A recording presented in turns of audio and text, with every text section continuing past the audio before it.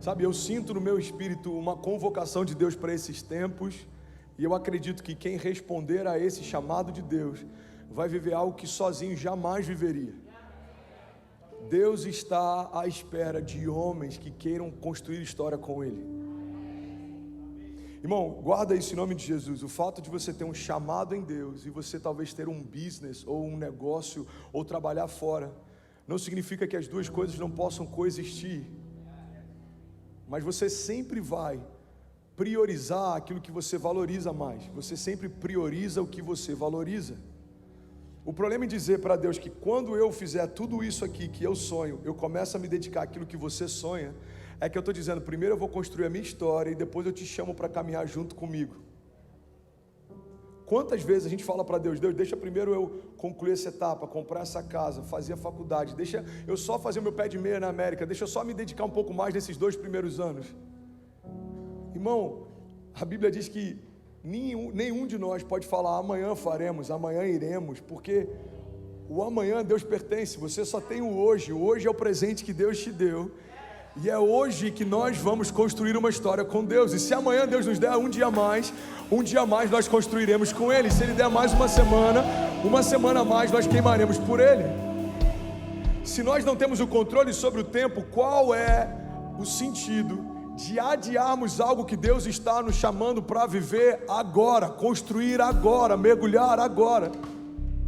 Eu falei sobre isso aqui, se eu não me engano, eu acho que foi aqui ou em Orlando, eu preguei na última semana da série que a gente fez lá. Eu falei sobre Pedro recebendo o convite mais poderoso de Jesus depois do maior romper da sua indústria de pesca. Se Jesus tivesse chamado Pedro para largar tudo e seguir com ele, enquanto o barco estava vazio, a resposta de Pedro poderia ser uma resposta pautada pela sua necessidade. Pedro podia olhar para os barcos e falar, cara, quer saber, eu não tenho nada a perder, as redes estão vazias, o barco está vazio, o meu negócio não está indo bem, quem sabe eu posso viver com ele algo melhor do que eu estou vivendo sem ele.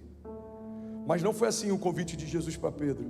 Jesus prosperou Pedro, Jesus fez com que a colheita dele fosse tão grande, a pesca dele fosse tão abundante, que os barcos quase afundaram, as redes quase se partiram, e depois que ele experimentou o maior romper de milagre financeiro da sua indústria, Deus o convida para fazer com ele a sua história.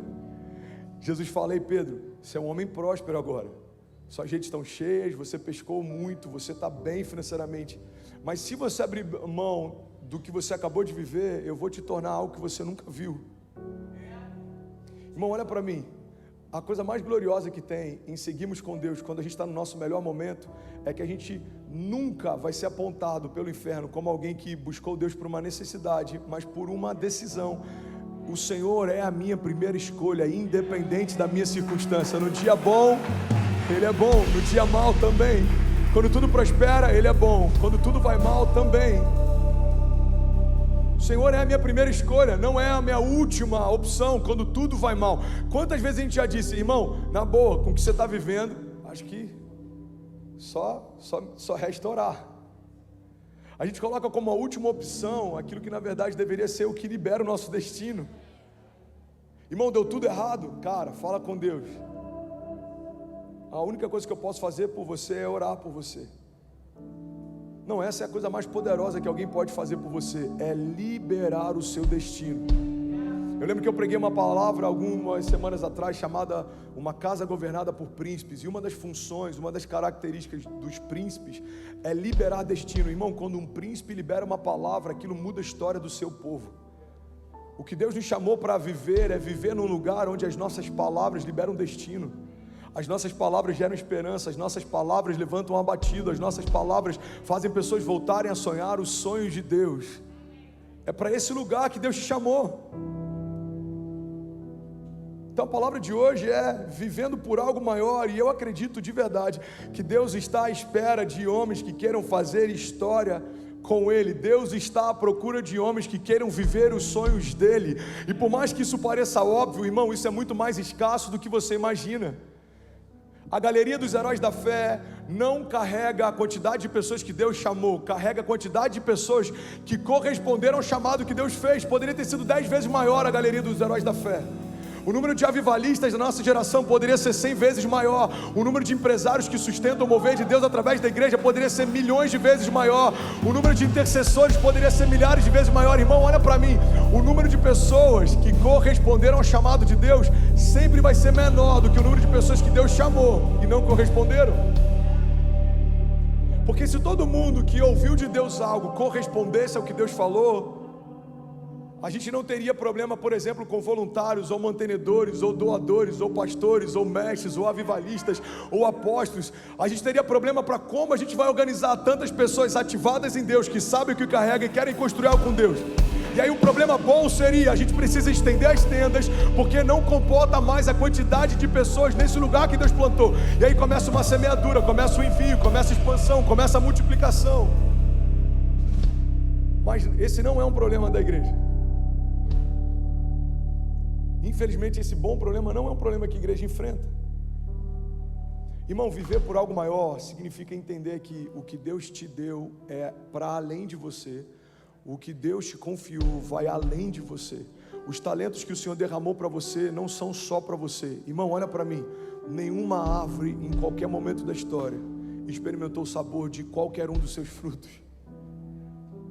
Nenhuma macieira experimentou o quão doce é a maçã que ela gera. Nenhuma mangueira experimentou o quão delicioso é a manga que ela gera. Por quê? Porque os frutos não são para si, os frutos são para os outros. E quanto mais doces são os meus frutos, e quanto mais eu frutifico, e quanto mais sombra eu gero,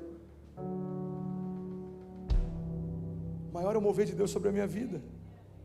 Se eu tentar reter, eu vou ter frutos para poucos. Se eu deixar Deus fazer, eu vou alimentar gerações, nações, multidões. Você está comigo? Diga amém.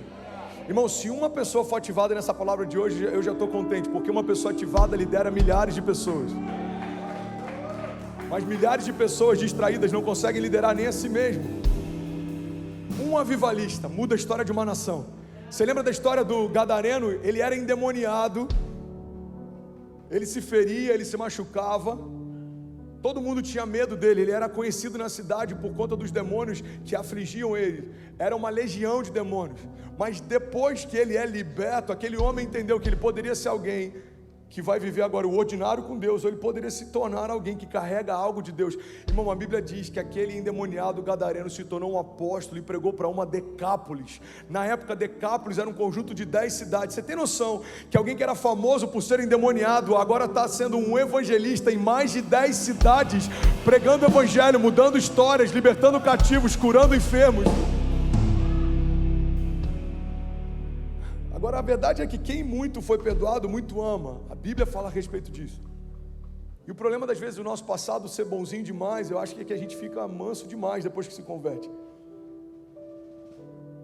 A gente tem que lembrar do inferno que Deus tirou a gente, irmão. E a gente precisa entender que tem mais pessoas nesse lugar. O lugar não foi desocupado depois que você saiu. Ainda tem uma geração inteira esperando você ir lá resgatá-los.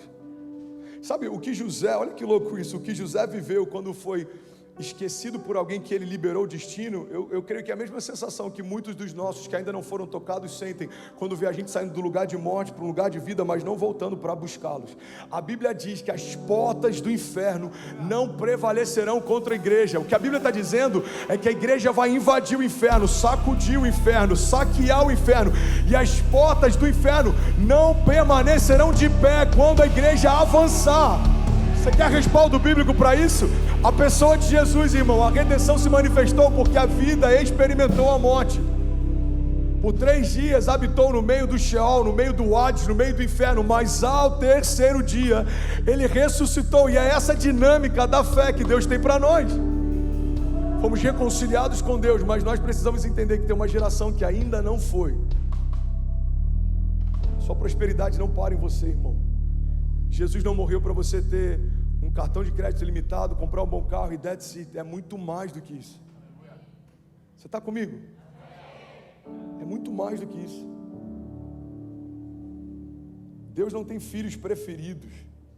Por que dá a uns mais do que dá a outros? Por que alguns vivem coisas que outros não vivem? Deus não tem filhos preferidos, mas a verdade é que existem filhos que fizeram dele o seu preferido. E é por isso que está vivendo essa reciprocidade. E aí, tudo bem? Você acabou agora de assistir um vídeo. Se você ainda não está inscrito, já se inscreve também no nosso canal, ativa esse sininho aqui embaixo de notificação e toda vez que eu fizer uma live ou estiver transmitindo uma mensagem ao vivo, você vai ser um dos primeiros a saber. Mas eu deixei mais 2 indicações aqui que eu espero que façam muito sentido para você. Então já aproveita e clica para assistir a próxima mensagem, beleza? Seja bem-vindo ao time de incendiários e eu espero de verdade que essas mensagens mudem a sua vida como elas têm mudado a minha também. Até a próxima. Valeu!